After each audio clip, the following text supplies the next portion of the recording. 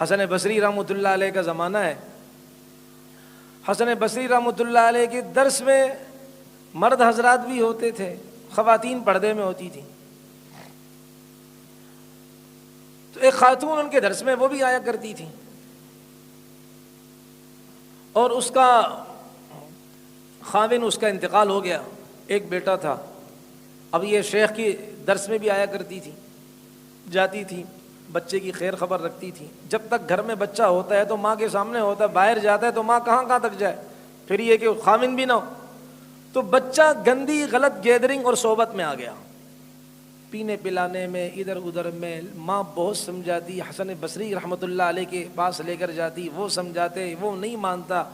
اتنا سمجھایا کہ حسن بصری رحمۃ اللہ علیہ کو یہ لگا، انہوں نے فیصلہ نہیں کیا، یہ لگا کہ لگتا یہ ہے کہ مہر جباریت ان کے قلب اور دل پر اللہ نے لگا دی ہے، اب لگتا ہے اس کو ہدایت نہیں ملے گی. میرا ایسا خیال لگتا ہے. حضرت حسن بصری رحمۃ اللہ علیہ نے اپنا خیال بتایا کہ اتنا سمجھا کر یہ نہیں سمجھ رہا.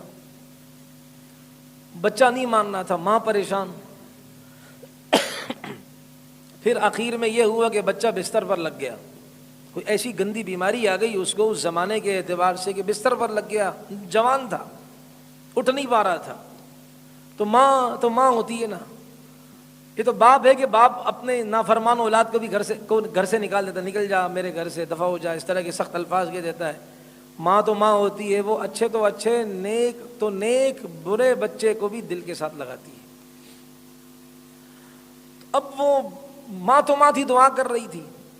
اب بچے سے کہا کہ بیٹا دیکھو، اگر آپ کہیں تو میں اب توبہ کر لو. کہا اماں میں کیسے جاؤں، اب تو میں جانے کے قابل نہیں رہا، اور یہ بھی اچھا نہیں لگتا کہ حسن بصری رحمۃ اللہ علیہ یہاں آئے، اور یہ بھی کہ آپ عورت ذات ہیں، آپ کیسے مجھے کندھے کا سہارا دے کر ان شیخ کی مجلس میں لے کے جائیں. اس لیے اب مجھے تو شرم آ رہی ہے کہ وہ یہاں آئیں، لیکن آپ اگر کہتی تو آپ چلی جائیں، وہ چلے جائیں اور ان کو لے آئیں، میں توبہ کرتا ہوں. حسن بصری رحمۃ اللہ علیہ کھانا کھا کر لیٹنے لگے، قیلولہ کرنے لگے رحمۃ اللہ علیہ. تو اب وہ خاتون آئی، دستک دی. حسن بصری رحمۃ اللہ نے فرمایا من دق الباب، دروازہ کھٹکھٹانے والا کون ہے، کس نے کھٹکھٹایا؟ تو اس خاتون نے کہا میں آپ کی شاگردہ ہوں، آپ کے درس میں آتی ہوں، یوں میں بچے کے کیس میں جو آیا کرتی تھی. حسن بصری رحمۃ اللہ نے دروازہ کھولا، پردے میں بات کی. فرمایا بیٹا کیا؟ کہا اس طرح وہ میرا بچہ ہے. کہاں وہ تو میں تو نہیں جاتا بھائی اس کے پاس، میرا خیال یہ ہے کہ اللہ تعالیٰ نے اس کو ہدایت نہیں دی. کہا وہ اگر آپ تشریف لے آئے. اور جاتے آتے بچے نے یہ بھی کہا تھا اماں آپ جا رہی ہیں حسن بصری رحمۃ اللہ علیہ کے پاس، اس دوران اگر میرا انتقال ہو جائے ان سے کہنا میری نماز جنازہ پڑھ لے. اب جب ماں نے ساری بات کہی تو حسن بصری نے یہ بھی فرمایا کہ بھئی میں اس کی نماز جنازہ نہیں پڑھتا. غصہ تھا بھائی. اب وہ عورت کیا کرتی، بیٹا تو بیٹا، اس کو پھینک تو نہیں سکتی تھی. یہ عورت گئی اور بچے سے کہا کہ بھائی شیخ نے منع کر دیا کہ نہ میں آتا ہوں نہ نماز جنازہ پڑھوں گا. تو بچے نے کہا اماں میری آخری بات مان لیں، لگتا ہے اب میری سانسیں اکھڑنا شروع ہو رہی ہیں، مجھے تکلیف ہو رہی ہے. وہ یہ ہے کہ جب میں مر جاؤں میرے گلے میں پھندا ڈال دینا، اپنا دوپٹہ یا کوئی رسی وغیرہ میرے گلے میں ڈال دینا، جس طرح مرے ہوئے کتے کو گھسیٹا جاتا اس طرح مجھے گھسیٹنا، تاکہ لوگوں کو پتہ چلے کہ یہ اللہ کا نافرمان ہے، اپنی ماں کا نافرمان ہے، اس کی سزا یہی ہے. اور اماں دوسری بات یہ ہے کہ مجھے مسلمانوں کے قبرستان میں دفن مت کیجیے گا، اس لیے کہ میں اتنا گناہ گار ہوں، جب میں ان کے قبرستان میں دفنایا جاؤں گا تو میرے اوپر جو اللہ کی طرف سے سختیاں آئیں گی وہ پریشان کن ہوں گی اوروں کے لیے، یعنی میری وجہ سے دیگر قبر والے ان کو تکلیف ہوگی. تو کم از کم یہ تو کر سکتا ہوں کہ میری وجہ سے آخری کوئی اوقات میں کسی کو تکلیف نہ ہو، اس لیے آپ مجھے مسلمانوں کے قبرستان سے ہٹا کر کسی ویرانے میں اکیلی جگہ میں دفن کر دینا. کہتے ہیں کہ یہ بات جب کی ہوئی، اس کا انتقال ہو گیا، وہاں سے دستک ہوئی، دروازہ کھولا، دیکھا حسن بصری رحمۃ اللہ علیہ تھے. کہا کہ جب میں لیٹا تو خواب میں مجھے اللہ تبارک و تعالیٰ کا دیدار ہوا، جیسے اللہ کی شان ہے. اللہ نے فرمایا میرا ولی مر گیا ہے اور تم یہاں سوئے ہوئے ہو، جاؤ اس کی نماز جنازہ پڑھو. میں سمجھ گیا کہ اللہ نے تیرے بیٹے کی توبہ اللہ نے قبول کر دی، اس کو اپنا ولی بنا دیا ہے.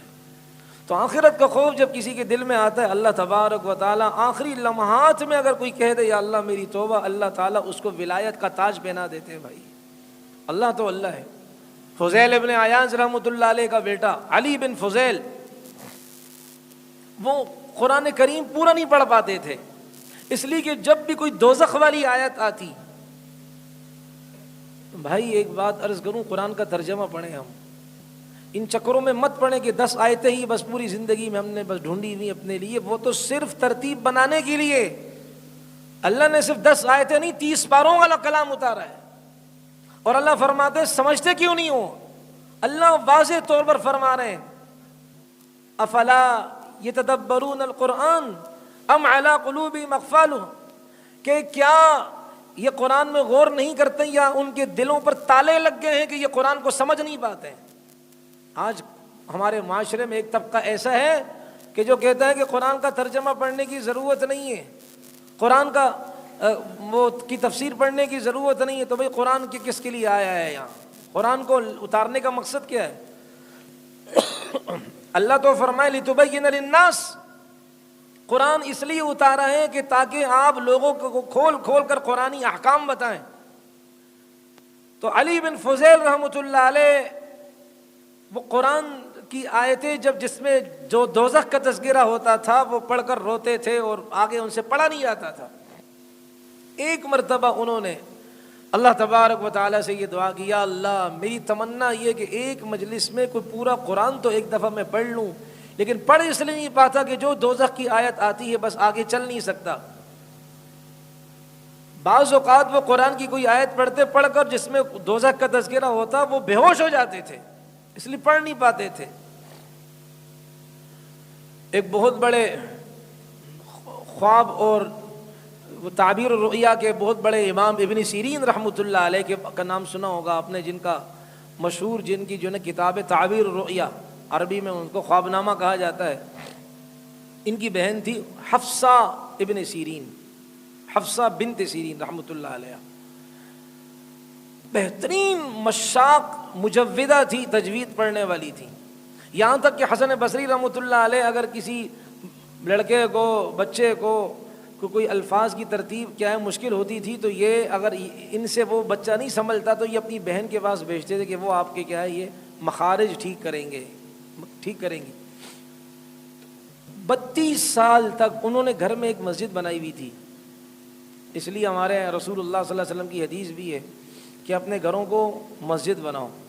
گھروں کو مسجد کا مطلب کیا ہے کہ گھروں میں ایک جگہ اپنے گھر میں مخصوص کر دیں کہ جہاں آپ نماز پڑھیں، قرآن کی تلاوت کریں، عبادت کریں، اس جگہ کو، اس کمرے کو یا کمرے میں کوئی جگہ کو مخصوص کر دیں کہ وہاں ناپاکی نہ ہونے دیں، خوشبو وغیرہ لگایا کریں اور وہاں تلاوت ہو۔ گھر کی خواتین یہ اہتمام کریں۔ تو انہوں نے گھر میں ایک جگہ بنائی ہوئی تھی، کہتے 32 سال تک وہ اسی جگہ پر رہتی تھی، صرف تقاضے کے لیے، وضو کے لیے، بشری ضروریات کے لیے وہاں سے نکلتی تھیں اور ان سے فراغت حاصل کر کے پھر کیا کرتی تھیں 32 سال تک وہیں قرآن تلاوت، ذکر و اذکار، نماز سب کچھ پڑھتی تھی، کیا کرتی تھی۔ تو ان کی باندی سے کسی نے پوچھا کہ آپ ان کے بارے میں کچھ بات بتائیں۔ کہا جی اور تو کچھ پتہ نہیں ہے، پتہ نہیں کیا ہے ان کو، یہ رات کو جب عشاء کی نماز پڑھ لیتی ہیں اس کے بعد نفلوں میں کھڑی ہوتی ہیں، اتنا روتی ہیں کہ فجر کی نماز تک روتی رہتی، پتہ نہیں ان سے کون سی ایسی غلطی ہو گئی ہے، کون سا ایسا گناہ ہو گیا، یہ کون سی ایسی تکلیف ہے، مجھے تو پتہ نہیں چل رہا ہے کہ یہ ان کو کیا ہو گیا ہے، بس روتی رہتی ہیں۔ حالانکہ حقیقت میں اس بیچاری کو پتہ نہیں تھا، بھلی مانس کو یہ ان کو تکلیف نہیں تھی، یہ خوف آخرت تھا۔ پہلے زمانے کے ماشاءاللہ بادشاہ بھی ایسے تھے، اہل دل تھے۔ مکران کا بادشاہ تھا محمد شاہ، تو ان کے سپاہی کہیں ٹھہرا تو ان کے سپاہی ارد گرد گئے تو ان کو ایک بڑھیا عورت کی گائے ملی اور اس گائے کو انہوں نے قبضے میں لے لیا۔ بوڑھی عورت نے کہا بھائی میری گائے یہ دودھ دیتی ہے اور میرا کوئی ظاہری اسباب میں کوئی گزارا نہیں، دودھ بیچتی ہوں میں، اسی میرا کام چلتا ہے، تو انہوں نے انکار کر دیا، اس کو کاٹ پیٹ لیا۔ بادشاہ کو نہیں پتا تھا۔ اب وہ پریشان، کیا کروں، وہ بادشاہ پھر آگے چلا گیا تھا، تو کسی بزرگ کے پاس یہ پہنچی کہ اس طرح ہوگا، پریشان نہ ہو۔ 2 دن کے بعد بادشاہ اپنے علاقے میں جائے گا کہ علاقے کی طرف جائے گا، تو یہ دریا ہے اور دریا پر یہ پل ہے، تو یہ پل سے یہ گزرے گا، اسی کو کراس کرے گا تو اپنے علاقے میں پہنچے گا، آپ یہاں کھڑی ہو جائیں اور ان سے آپ بات کر لینا۔ نے کہا ٹھیک ہے، پل کے پر کھڑی ہو گئی، جیسے ہی یہ آیا تو فوراً آگے آ کر ان کی سواری کی مہار اور رسی کو پکڑ لیا۔ بادشاہ نے پوچھا کون؟ کہا میں بوڑھی عورت ہوں، میں آپ سے ایک فیصلہ کروانا چاہتی ہوں، بتائیں اس کا حساب اس پل پر دیں گے یا قیامت میں پل صراط پر دیں گے؟ بادشاہ کی آنکھوں سے آنسو نکل گئے۔ کہا اماں میں وہاں کوئی حساب نہیں دے سکتا، جو ہے یہیں چکوا لو۔ کہا آپ کے سپاہیوں نے میری گائے پکڑی تھی، اس کو کاٹ پیٹ لیا، ظاہری میرا گزر بسر اسی سے ہوتا تھا، اب میں کیا کروں گی، انہوں نے ظلم کیا۔ تو بادشاہ نے کہا کہ میں 1 گائے کے بدلے میں 70 گایوں کے پیسے دینے کو تیار ہوں، یہ مجھ سے لے لیجیے، آخرت میں مجھ پر کوئی دعویٰ نہیں کرنا۔ یہ تھا آخرت کا خوف۔